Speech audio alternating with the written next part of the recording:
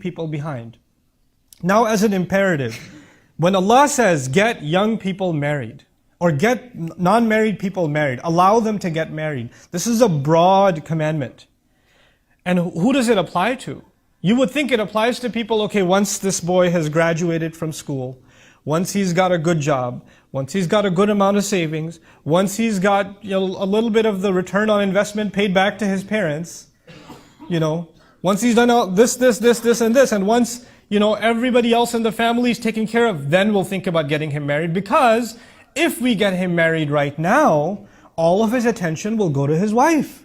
We're not going to get anything. So this is our son, this is our investment. We need to get our money's worth first before we allow him to get married. And even when we do get married, this needs to not just be a matter of our material gain, this is a matter of family pride. We need to make sure that's someone that we can show off. Someone that we can be proud of and take lots of pictures and invite, have a huge gathering ceremony and be able to show that we married in an upper class family, etc., etc. So the considerations for how you get somebody married, you put age restrictions on your men and your women, as a matter of fact. And for women, it's the exact opposite. In many families, the moment she turns into a teenager, they start getting like, I need to get rid of my responsibility. It's like a disease in your home that you want to just get rid of. That you want to throw this girl out. And there are young women that are depressed because their fathers and their mothers, all they talk about is, you're still sitting at home. You're not getting married. You're still sitting at home.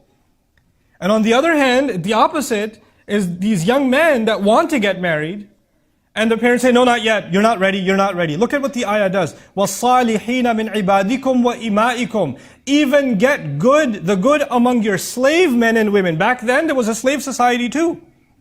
And the people that are making virtually no money are the slaves. Allah says, get them married too.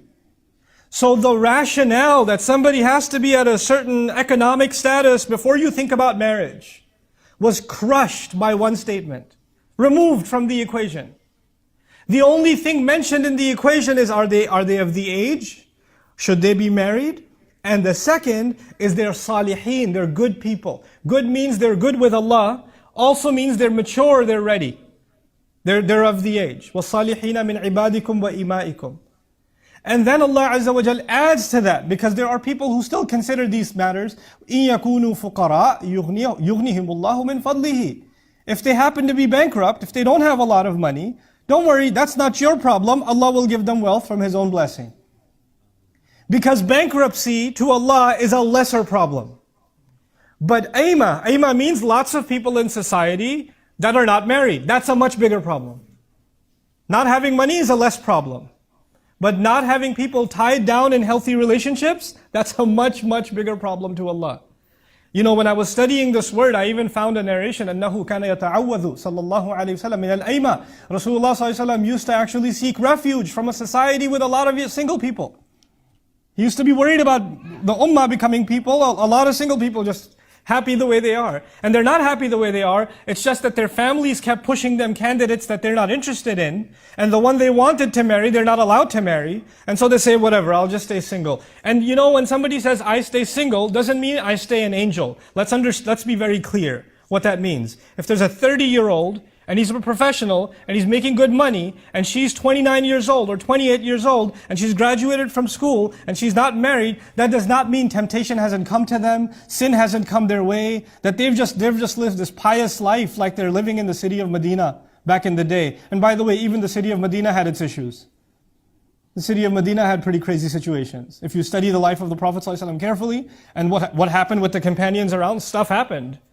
Just this morning, I was reading about the narration of a Sahabi who went back to Makkah, and he used to have literally a girlfriend. The words in the narration are Khalila, a girlfriend, back before he became Muslim. And she saw him and she goes, Malak, what's wrong with you?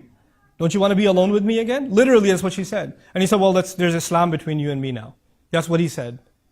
And she got mad at him, and she got her brothers and friends to beat him up. And he says, fine, okay, the only way for us now is I have to marry you. And she says, fine, marry me. He goes, I have to ask the Prophet first. Because he doesn't know if he can marry someone who's a non-Muslim. So he goes back to the Prophet ﷺ, and he asked him, and then the ayat came down, لَا تَنْكِحُ الْمُشْرِكَاتِ. Don't marry mushrik women until they believe. If she wants to accept Islam, fine. If not, then no. If she wants to leave her pagan ways, then fine. But I digress from the point. The first point I wanted to make is, how do we make marriage easy? Because this is the way of shaitan. You know what the way of shaitan is? Shah Waliullah Dahalbi rahimahullah put it so brilliantly. The way of shaitan in a society is, you make the haram easy, and you make the halal difficult. And when that happens in a society, shaitan has won. Because people will gravitate towards what is easy. So today, if you want pleasure for your eyes, what can you capture on a screen, where the places you can go, the access that you have at your workplace, at your campuses, on your mobile devices, on social media platforms, on dating apps, you name it. All of that has become easy. And while the door to haram, to fulfill, because human beings, men will have desire for women, that's something Allah put inside them. It's not going to go away. Women will want companionship. It's something Allah put inside. It's in their nature. That's why families come together anyway. When that is the door to the unhealthy, the filthy, the impermissible is wide open. And then that young man comes to his parents and says, I think I need to get married. I know I'm only in my 3rd year of college, but this is getting out of hand, Mom. This is getting out of hand, Dad. And he doesn't say, Dad, my hormones are driving me crazy. Man, the girls on campus, I don't even know what to tell you. Seriously though, this one girl keeps texting me out. He's not going to talk like that to his dad or his mom. He's just going to say, Mom, I think I need to get married. He's going to code it in a nice way. And then what do parents do? They humiliate this young man. Oh, can't hold it in, huh? Can't control yourself? Well, I was 40 when I got married, and your father starts giving you lectures. Like, how are you 40? You're 50 now. So what we've done as parents oftentimes is oppress and suppress what naturally Allah put inside of us, especially in a time when the haram is wide open. Then you have to go out of your way to make the halal easy. You have to go out of your way, and you can only battle the haram by opening the doors to the halal. And to be able to say to our young men and women, this door is open for you before you ever even think about making